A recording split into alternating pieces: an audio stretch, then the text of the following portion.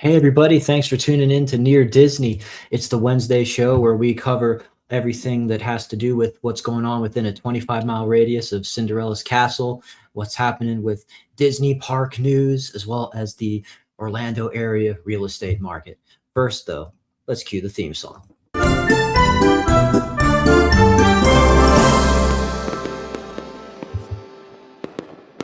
The fireworks getting you energized. And as we're having people jump into the live stream, feel free to say hi. Let us know where you're watching from. Actually, I just want to take a moment here that we got a shout out actually from the Orlando Magazine. That's right, 80 years in print here on their Great Neighborhoods issue for the month of July. Orlando Magazine put a spotlight actually on the Hot 100 elite superstar agents. So they call us the all stars here, Real Estate 2026. So happy to see that Kim Hawk is the captain of the Near Disney team here. She's got her face there, and of course they wrote a little blurb with us and included the Near Disney logo, basically giving us a shout out, saying recognizing Kim Hawk for her 30 years in real estate, from the founding of Celebration, Florida, the town that was built by Disney. And then of course they give her the nod as the fairy godmother of real estate here, and as a former Disney executive and top 1% nationwide realtor. So yep, it just shows that we both understand the emotional and financial side of buying and selling, and giving a nod to the passion and integrity to making us a trusted guide for anyone looking to call Central Florida home. So super happy to get that shout out for the Near Disney channel and Kim Hawk, our team captain here, to keep providing you valuable service here on YouTube as well as in person. That's why our phone numbers are here on the screen so that you can call us, pick our brains about what's going to take to get you taken care of. Absolutely. And while we're shouting people out, I also just want to recognize that Celebration, the town where our office is built, it's not the only area we service. We on the Friday show, we highlight all kinds of areas in Central Florida, but basically the Celebration Social is a beautiful club in the bubble of Celebration, and they're participating in the Christmas in July festivities that'll be happening on July 25th, this upcoming Saturday. They're going to be here at Taitani, the Thai place in downtown Celebration, from 3 to 5 p.m. That's Market Street downtown. It's like kind of a fun, festive warm up before actually the town has an event for the evening after 5 p.m. So that they're also kind of doing a broader Christmas and July's theme. So yeah, definitely check out the Celebration Social. Especially, we know a lot of people who watch our show was from they are Celebration local. So that's basically happy hour drinks, appetizer specials, festive social fun. Get to know your neighbors, kind of deal. Want to just jump into the news here real quick. Basically, we have a new restaurant that opened up in downtown Disney, or Disney Springs. It's been Disney Springs so long, and I still call that. And I caught myself saying MGM the other day instead of Hollywood Studio. Like, come on, get it together. But yeah, the other week we were telling you about Gordon Ramsay's new place that opened up for kind of English pub themed dining. And now we've got this new place that just opened July 20th, Six Ravens. Local chef collaborations, and of course it's got their menu is available to check out as well. They basically wanted to give you that they've got like beers here, they've got nice bread, but there is like more substantive like stuff on their menu as well. Nice excuse me, pizza, Bruno, garlic knots, let's say these barbecue. So it's a cool, just kind of hearty stuff, but with this sort of medieval kind of theming from ye old brew house. So basically dipping sauces is where it's at for them, with all those like baked breads. It's kind of leaning into being a bakery here. So yep, just opened up, and it's got some pretty cool atmosphere, pretty cool theming. I thought that this article had more of it, but I will yeah, we'll let you know if anything else comes of that, if we get a chance to try it ourselves, or let us know if you've had a chance to try it yourself. In other news, we've got just rumors swirling around. Like, there's been a lot of new preparations for things that are changing in the Disney park attractions. Universal Studios went so far as to add a whole third park to their place with Epic last year. Disney seems to be more focusing on changing up the offerings within the parks. We saw like a big shakeup where Splash Mountain, you'd think like the most iconic ride in Disney, wasn't safe from being reimagined. And what we've seen now is maybe some conversation about Tomorrowland, and specifically Space Mountain. So reports continue to suggest they could be preparing to close the legendary indoor coaster sometime in 2027. Basically, it's been around for 50 years, Space Mountain. Disney has not confirmed this, but speculation continues to build as multiple outlets point toward a major overhaul potentially being announced after this year's D23 Expo. Because I think like they're getting rid of the people mover is what they're saying here. But if Space Mountain does indeed shut down for a lengthy reconstruction project, it suggests that Tomorrowland Transit Authority People Mover would almost certainly be affected as well. So the People Mover has been circulating Tomorrowland since 1975, and part of its charm comes from traveling directly through several attractions, including Space Mountain. But if Space Mountain is going to be under construction, the People Mover's kind of got its trajectory blocked, which could mean that attraction is going to be kind of on hold until they've replaced in Space Mountain. So yeah, it's if you've got any thoughts on this or your own ideas about what's going to happen with Tomorrowland, let us know. I mean, we live here in Disney, so they're always changing it up on us. We get used to that, little by little, all the growing pains of sunsetting rides and sun rising new rides. But I mean, I say like, you gotta at least go to Disney twice in your life, once when you're a kid and once when you're bringing your kid there. And it's going to be like a totally different place. Even things like Splash Mountain and maybe Space Mountain could be gone. Let's throw things over to the real estate side of things real quick. We've speaking of in with the new, let's talk about new construction. So we've got some news about like affordable housing, some townhomes communities coming into the Davenport area near Disney. So this new gated community of townhomes called Bimini Bay. Don't accidentally say bikini. It's not Bikini Bottom from SpongeBob necessarily, but basically this neighborhood is situated directly off Highway 27 and I-192 with quick access to I-4 and the 429. So it's like centrally located. Commuting around the area is going to be a breeze. So, you can enjoy, you're close to grocery stores, restaurants, shopping, the parks, golf courses, and just all the recreational activities that are local to the area. So that's pretty cool because basically these townhomes are priced from $279,900.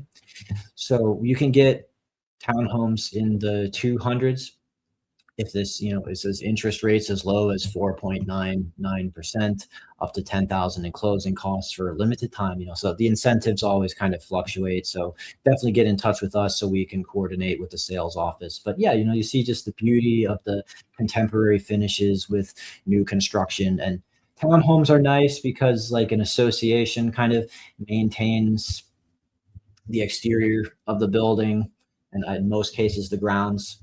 And so yeah, you can just see this is plotted out here. It's going to start going up. And I imagine that at this price point and with these proximities, 8 miles from Disney World, and it's going to start getting fast attention. So that's cool. Bimini Bay.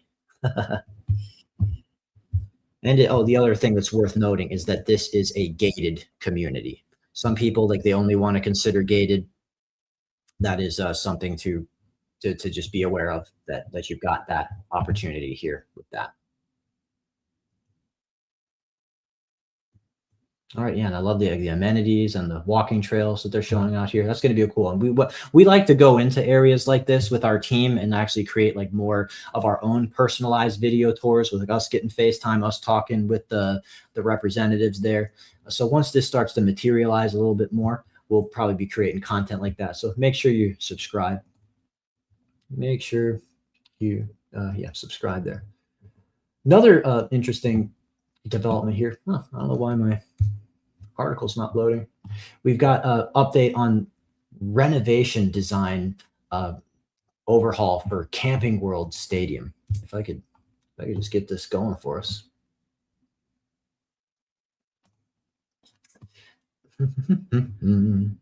Next article here. Okay, here we go. So basically a $400 million renovation for Camping World Stadium would expand seat capacity and add new amenities throughout the venue. 650,000 square foot renovation would increase the capacity to over 65,000 seats. So it's funded entirely by the Orange County Tourist Development Tax. Basically, it's a new north end zone tower that would enclose the seating bowl, connect the stadium suite and the terrace levels, add escalators, premium seating, and a club. So terrace level concourse would also be expanded. So yeah, just nicing up the place. Here we go. This is what I like to see, the art here for how they're actually designing it. If I could just zoom in real quick. We've got beautiful renderings of a very nice stadium. I guess we might have to just look at it this way.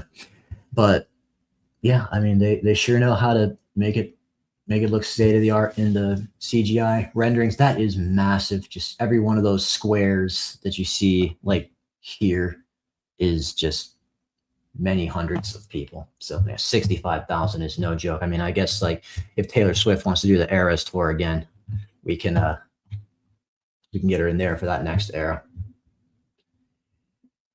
So we'll keep you posted on that as construction goes underway. Bringing things back to real estate topic here. Why more Americans are turning to co-buying to afford a home. It says more buyers are teaming up with their friends or relatives to split the down payment, mortgage, or other home ownership's cost, making it easier to buy in today's affordability challenged market. I mean, yeah, that's what they're saying, is that housing prices are just, blowing people away over how they've shifted in the past several years, making it harder to be a first-time home buyer. We covered a topic the other day that like the average age of the first-time home buyer in America is 40 now, which is historically high. It was like up from 38 the previous year. And so, we also covered a topic that was saying that they were loosening up on the strictness with it. Used to be like you could only co-buy with a relative or your spouse. It was easier to do it that way. So now loosening up to allow for more friends or non-relatives is being allowed as a way to kind of add to the affordability paths and options. We went over kind of the pros and cons of doing that, because if when it's you and your spouse, or you and your parents, maybe it's a little easier to be on the same page for the long-term goals of that property as an investment, or as you're living together. You roommates are cool for a little while, but then you got to figure out what you want to do with that equity. So if you both want to get in on it at the same time. Younger adults who want to own a home are at a significant disadvantage compared to previous generations. Wages have increased, but not enough, as the housing costs have risen faster. So the gap makes it challenging for young people. So, stuff that you're preaching to the choir here. So the significant financial benefits of co-buying, they're going to lay it out here, getting a better interest rate, having a lower monthly mortgage contribution per person, shared maintenance costs, savings on utility, emergency financial flexibility, potential to build wealth faster while sharing the cost of home ownership makes it easier to improve your financial position, and thus lower monthly household expenses. But, of course, critical to choose the right home buyer. That's why, the right home buyer was often the person that you put a ring on and chose to spend the rest of your life with. But hey, your best buddy or business partner wants in on that, just I'm sure you vetted them properly over the years. So just a little reminder that there are options, and we have put lenders on the stream at times who can go over the various programs and give advice. So we can connect you to good lenders who can tell you your options with a little more specificity on that regard. Throw it over to a cool event here. This looks like so much fun. Night of Poe Orlando. This is a hauntingly immersive evening where Edgar Allan Poe's most famous tales come alive through immersive theater, live music, storytelling, and expertly crafted cocktails. This is a 90-minute journey. Basically, it's just depicting the worlds of Edgar Allan Poe's madness and macabre, and people are just going to have fun with reimagining the stories and the soundscapes here. So it looks like there's still tickets available for Night of Poe, all Gothic themed, all the famous stories and imagery. And that's going to be Friday, August 7th and Saturday, August 8th. Looks like there's on Friday, you got 6 p.m., 8 p.m., 10 p.m. On Saturday, you got 2 p.m., 4 p.m., 6 p.m., 8 p.m. So that's cool. It looks like it's $65 a ticket to get into that. But yeah, sip the story. Enjoy a curated tasting menu of 4 complimentary, delicious themed cocktails paired perfectly for the night. So that's cool. It's like you don't just pay for your seat. You are getting some refreshments included with your ticket. So lose yourself in a meticulously crafted Gothic soundtrack written by Danny Elfman, who did Nightmare Before Christmas and the music for Beetlejuice and Batman. So that's cool. Night of Poe. You might see me there at one of these. I think that just sounds like too much fun. And we'll just throw things over to the end here with this from Listing Reports. They usually give us a good graphic for how to be smart about buying and selling. They're just giving us a reminder here of how does having good credit impact your mortgage. That's lower interest rates, save on your monthly payments and interest, better loan options, quality for more favorable mortgage terms, greater buying power, afford more home with lower borrowing costs. So yeah, your credit score plays a key role in your mortgage approval, by helping lenders determine your credit worthiness and the risk level involved with lending to you. So that's just a good little reminder there of how you can help yourself by maybe getting your credit in order before you start your home search, so you can just make a fast move on the dream house. Because we tell you all the time, got to get pre-qualified first before you fall in love with the home. And in increasing cases, especially in the luxury market where we do tend to specialize, like in Celebration, Florida, a lot of cases, they won't even allow the home showing until you've got your pre-approval letter or your proof of funds. I know sometimes we try to give you like the whole, do you know who I am? But with our client, but they don't always go for that. Anyway, thanks for tuning in. Gave you some coverage about things going on with Disney, things going on with real estate, as always. And just let us know what you think of all that. Please hit the like button and subscribe. Helps grow the channel, gets it out to more people. It's always amazing to me when we get calls or texts sometimes and say where people were watching us from all over the country or across the ocean. So with that, I'll just say you can always get in touch with me, Elijah Lewis, 407-922-0587. I'll take care of you, and throw it over to Kim Hawk, the fairy godmother of real estate, to sign us out. Take care.